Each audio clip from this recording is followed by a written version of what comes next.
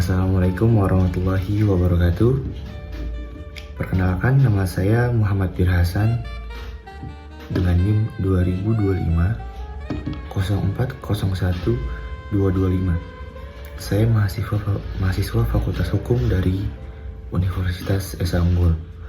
Sebelumnya, yang terhormat Bapak Ogen Hafiz Juanda, SH, LLM, CLA, CPRB, CML, CMA, CMLC selaku dosen pengampu mata kuliah Hukum dan HAM. Di sini saya akan menjelaskan mengenai hak asasi manusia HAM, kemudian juga mengenai pelanggaran HAM di Indonesia dan juga undang-undang HAM di Indonesia dan sejarah adanya undang-undang HAM di Indonesia. Jadi HAM itu hak asasi manusia, itu hak dasar yang melekat pada setiap manusia sejak dalam kandungan yang diberikan oleh Tuhan, bukan negara. Jadi tugas negara itu adalah menjaganya, menjaga HAM itu.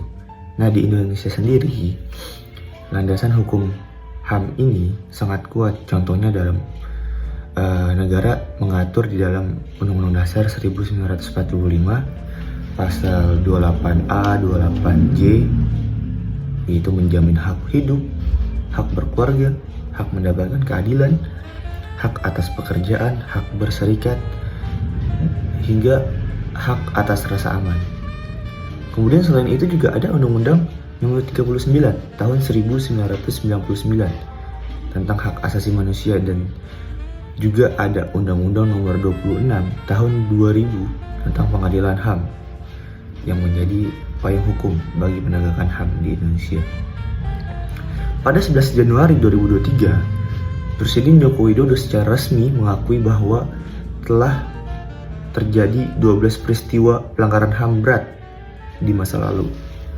Contohnya peristiwa-peristiwa itu ya antara lain ada peristiwa 1965 sampai 1966, penembakan misterius atau Petrus pada 1982-1985, kemudian ada Tanjung Priuk, ada Talang Sari, ada peristiwa Dili tahun 91, peristiwa kerusuhan Mei 98, kemudian ada peristiwa Trisakti, Semanggi, dan yang sangat kita tahu yaitu pembunuhan aktivis HAM yaitu Munir pada tahun 2004. Nah, dari pengakuan negara ini itu telah menjadi langkah maju.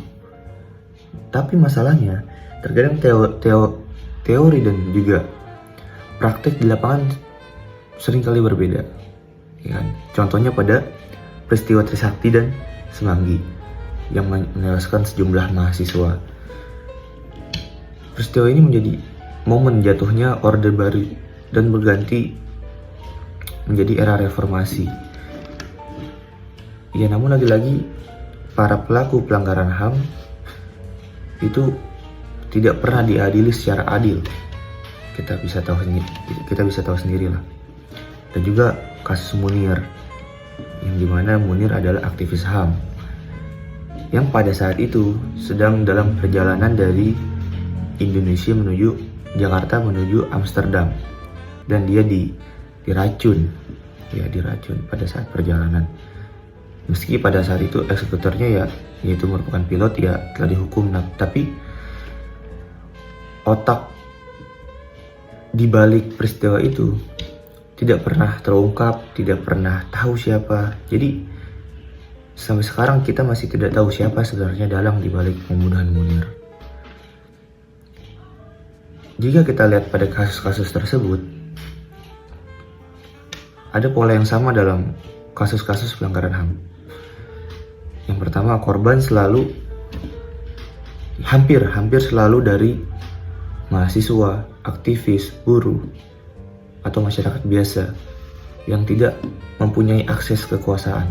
Kedua, pelaku seringkali adalah aparat negara atau pihak yang mempunyai kekuasaan atau koneksi kuat Yang ketiga, proses hukum berjalannya sangat lambat dan sering mandek di tengah jalan, bahkan tidak pernah, bahkan ada yang tidak pernah diproses. Jadi ironis sekali, meski pengakuan resmi telah diberikan oleh Presiden yang tadi saya sampaikan kepada 12 peristiwa pelanggaran HAM berat, tapi proses HAM di Indonesia nggak pernah berbuah putusan yang memuaskan. Kemudian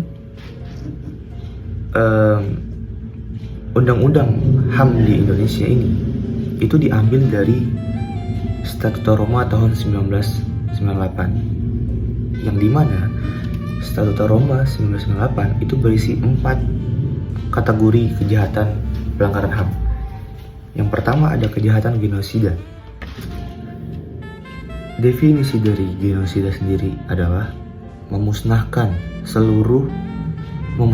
atau menghancurkan seluruh atau sebagian dari kelompok, ras, etnis, agama, atau bangsa. Jadi contoh perbuatannya itu ya membunuh anggota kelompok tersebut yang tadi saya sudah sebutkan, sebagian atau seluruh. Kemudian memindahkan secara paksa. Contoh kasusnya ya seperti yang ada di Palestina yang dilakukan oleh Zionis dan lain-lainnya. Kemudian kategori kedua yaitu kejahatan terhadap kemanusiaan atau KTK.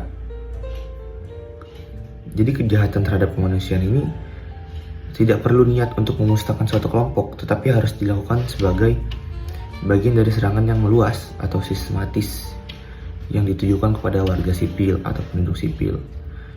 Contohnya kayak pembunuhan, penganiayaan, pemusnahan tadi, penyiksaan, dan lain-lain.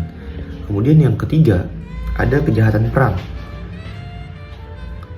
Kejahatan perang ini ya contohnya seperti membunuh dengan sengaja terhadap warga sipil, kemudian penyanderaan, dan lain-lain dan sebagainya. Kemudian yang terakhir ada kejahatan agresi. Nah, kejahatan agresi ini berbeda dengan kejahatan HAM. Karena kenapa? Karena kejahatan agresi ini hanya dapat dikenakan terhadap seseorang yang berada dalam posisi untuk mengendalikan, mengarahkan tindakan politik. Jadi hanya dapat dikenakan kepada seseorang yang mempunyai kontrol efektif atau yang mempunyai jabatan tertinggi untuk mengarahkan tindakan politik atau militer suatu negara. Ya contohnya seperti kudeta dan lain-lain lah. Nah, dalam undang-undang nomor 26 tahun 2000 hanya ada 2 kategori, yaitu kejahatan terhadap kemanusiaan dan juga genosida. Kemudian sejarah bisa ada undang-undang tersebut dimulai dari kasus Timur Timur. Jadi pada saat kasus Timur Timur pada tahun 1999 itu menjadi pemicu utama yang menjadi pendorong percepatan lahirnya Undang-Undang Nomor 39 Tahun 99 tentang HAM di Indonesia. Kejadian ini tuh menjadi tekanan dari PBB kepada Indonesia supaya mengadili pelaku kekerasan melalui peradilan nasional. Maka pada saat itulah dengan sangat cepat Indonesia membuat undang-undang tentang HAM yang hanya menjiplak dari Undang-Undang Statuta Roma tahun 1998. Tapi hanya diambil 2, yaitu genosida dan kejahatan terhadap kemanusiaan. Dan Undang-Undang HAM di Indonesia itu ibaratnya basi lah, nggak pernah diperbarui, nggak pernah di notice, nggak diperhatiin. Jadi ya beginilah negara kita. Pelaku pelanggaran HAM tidak ada proses yang serius karena undang-undangnya aja tidak diperhatikan. Jadi kesimpulannya pelanggaran HAM di Indonesia tidak akan pernah berbuah hasil. Karena kenapa? Yang tadi saya bilang, undang-undangnya tidak pernah diurus, tidak pernah dipeduliin. Jadi bakal tetap seperti ini.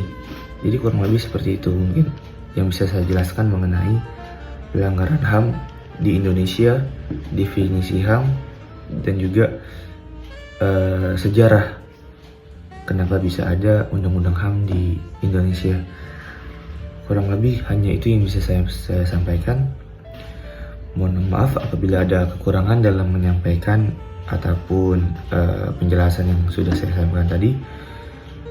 Wassalamualaikum warahmatullahi wabarakatuh.